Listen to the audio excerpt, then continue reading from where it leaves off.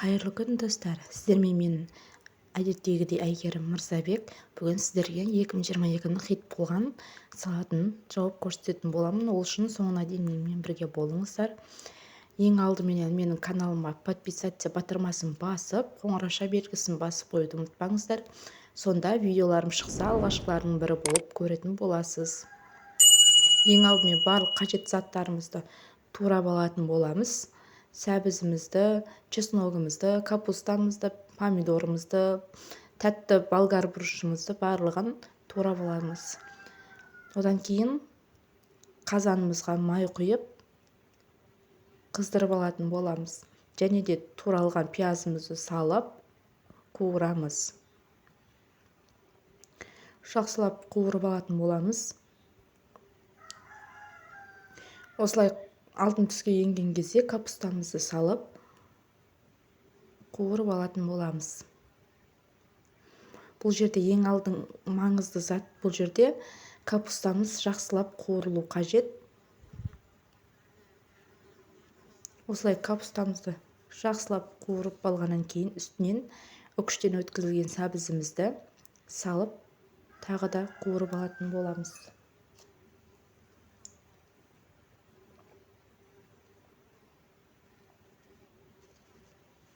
Сәбізімізді де жақсылап қуырып, үстінен туралған тәтті қызыл және көк болгар бұрыштарын араластырдым. Сонда түсі әдемірек болатын болады. Екеуін араластырып турап, қуырып алатын боламыз.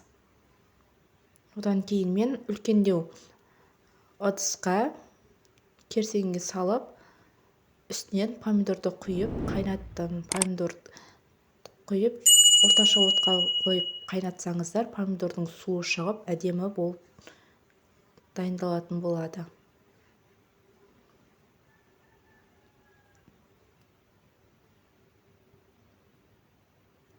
Осылай араластырып отыру қажет. Және де үстінен туралған чесногымызды салып,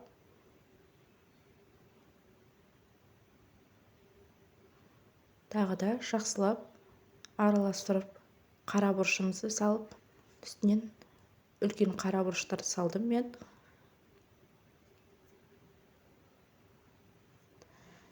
Араластырып жібереміз бір жақсылап. Одан соң бетін жауып 40-45 минут көлемінде қайнатасыздар.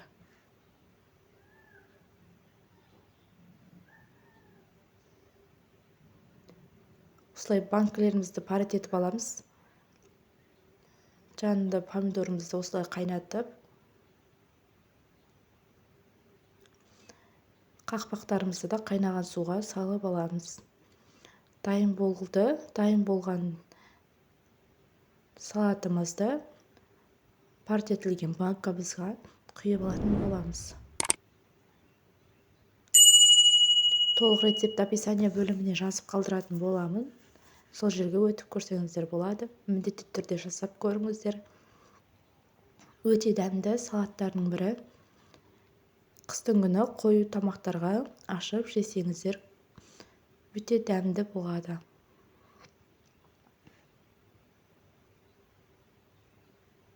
Мен бұл жерде тұз қосқаным видеоға түспей қалған.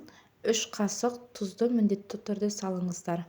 3 ас қасық тұз саласыздар.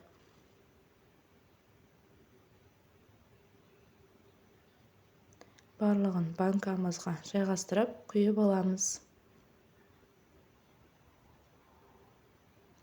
Достар, каналыма тіркеліп, қоңыраша белгісін басып кетіңіздер. Қазақша контенттің дамуына үлестеріңізді қосыңыздар. Барлығын осылай банкаға салып жайғастырып аламыз.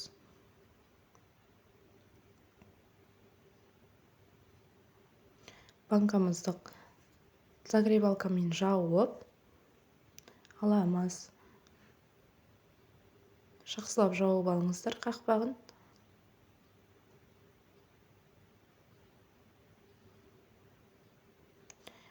Осылай дайын болды. Менде 3 банка шықты. Отбасының санына жеткілікті бізге. қаласаңыздар көбейтіп жасасаңыздар да болады. Өте дәмді салаттардың бірі. Менімен бірге болғаныңыз үшін рахмет. Сау болыңыздар.